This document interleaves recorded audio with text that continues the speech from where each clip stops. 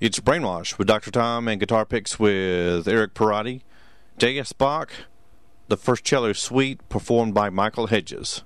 That particular recording, and I used to know that piece, and I can play the first two or three, four bars for you. That recording that I have is by Michael Hedges. A lot of people are not that aware of his recording, but it's this piece that goes...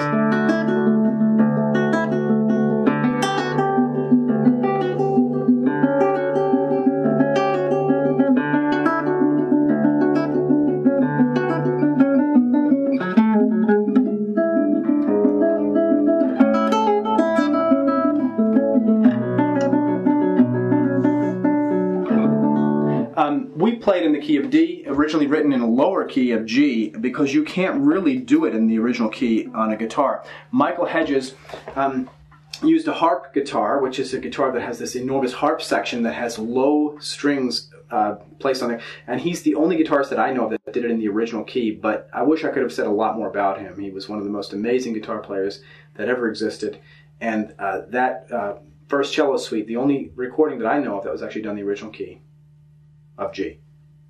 Okay, of course it's interesting that as a guitarist you selected a cello thing, right? That is interesting, and for years I wondered why Bach wrote this for the cello. Now, there weren't really not guitars around in his day, but he was an incredible lute player, which is an early form of a guitar with more of a mandolin-shaped body. You may remember that from our days playing at the medieval restaurant.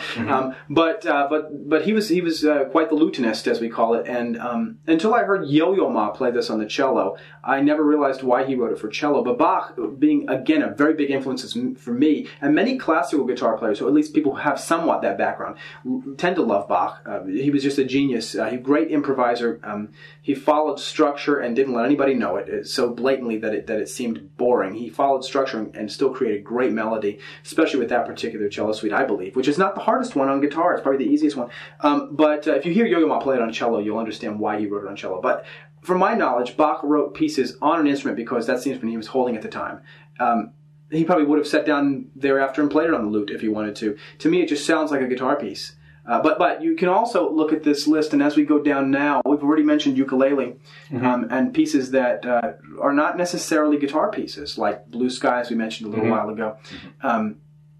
Maybe Girl from Ipanema, but as we get a little closer to the basement of the list here, you find some things that are kind of kept in the basement, but just a few. I try to keep them as guitar-oriented as possible. But for me, it is not necessarily only guitar music that influences what I do, because I'm more of a composer, I think, than anything else, and that's why I don't keep as much of my classical repertoire as I probably should, because I'd rather be writing.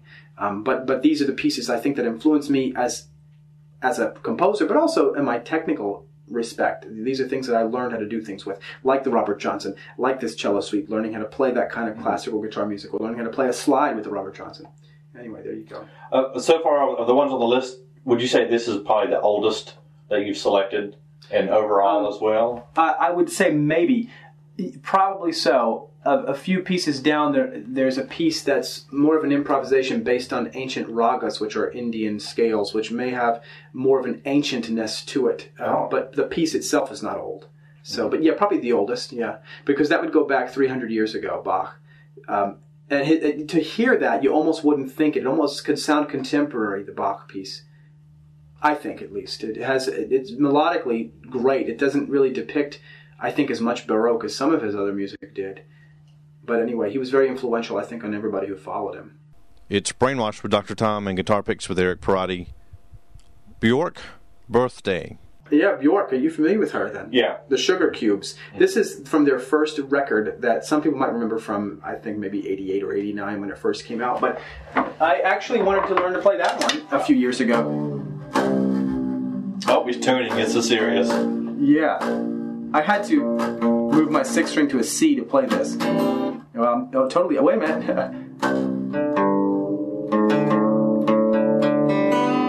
I forgot we were in open G. I thought it was getting rather low.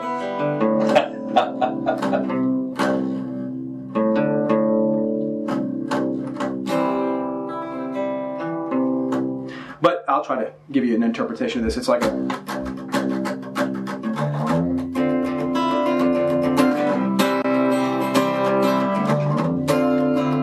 kind of something like it. The melody is real pretty. something like, she lives in this house over there, has her world outside it, you know, like that, and the music really never changes, but there's a hook that does something like, and it's actually vocally, it's like she doesn't even say a word there, it's just like a, and I thought it was the most beautiful melody that I had ever heard. And Bjork's voice, if you're not familiar with her, I have another Bjork song on this list because her voice influences a lot of things that I do. That some people can intentionally want to portray something to you in a way that they might even assume you don't think is pretty at all. But you're just not looking at it from the right direction because her voice is perhaps more beautiful than most people's. And it makes me see the guitar in the same way with the dissonances you can create. That's something, for example, dissonance meaning an unpleasant sound, something that you hear. I'm very familiar with this. Yeah, I figured. No, but something as disgusting as this. How can you make that pretty? You fill it in with other colors.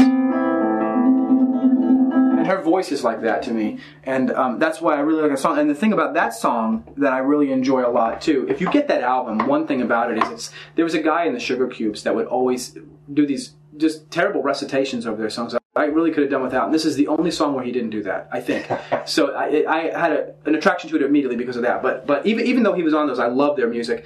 But that song, with its simple chord progression, I believe of the chords C and F that never change, and her beautiful melody with this odd voice, and then there are these trumpets that create these out-of-key dissonances that are mixed in the background that come in and out, that create the most disturbing sounds that actually add, I think, to how beautiful this song is. And it influences me to write things. You know, it influences me to write songs that use a chord like this. And you go, you say, how can you make that pretty? Let it resolve.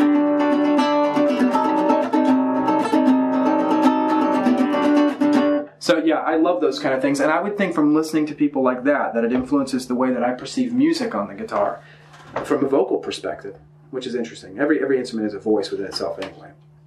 It's Brainwashed for Dr. Tom and Guitar Picks with Eric Perrotti. Yes, Starship Trooper. Not the movie. Yeah, I think that was Starship Troopers, though. This is a song by Yes, and I probably really can't play the song. I have played it, but Yes has had a guitar player, Steve Howe. If they still get together, he joins them. Steve Howe was probably my most influential guitarist. I think he's the greatest guitarist there's ever been. But sometimes I say that about Michael Hedges, we were talking about earlier. But Steve Howe can play in any genre, any category, and do it quite well. And he was the first guitar player that I ever noticed to be a fast player. He would play notes at such succession that I took notice that he was actually doing them fast, you know, playing with rapid succession, things like that. And I would just be moved by that. And then it became my obsession, and I became a fast player. And then I realized it really wasn't that big of a deal. I wasn't paying enough attention to him because it was the notes he chose that were even more important than how fast he was playing them. And that song, Starship Trooper, is real typical of the way the group Yes would compose. I can only assume three members or so, would say, I've got this song, I've got this one, and I've got this one. And then they'd go, let's put them all together. And they would blatantly go from one to the next. So when you hear a Yes song that might be 12 minutes long, you're not hearing the same circle for 12 minutes. You're hearing many different changes because it's actually a combination of many songs that go into many subtitles. And Steve Howe, this was a real spacey sort of band. They did this music that was out there, just bizarre sounding harmonies and yet often very pretty. But his part of this song, when it finally breaks into his part, it's a real electronic song. And then all of a sudden, bam, and this acoustic guitar comes in playing like a Chet Atkins style. Very much like a Chet Atkins style, which was one of his biggest influences, which Chet Atkins played this what we call Travis picking style, which sounds like...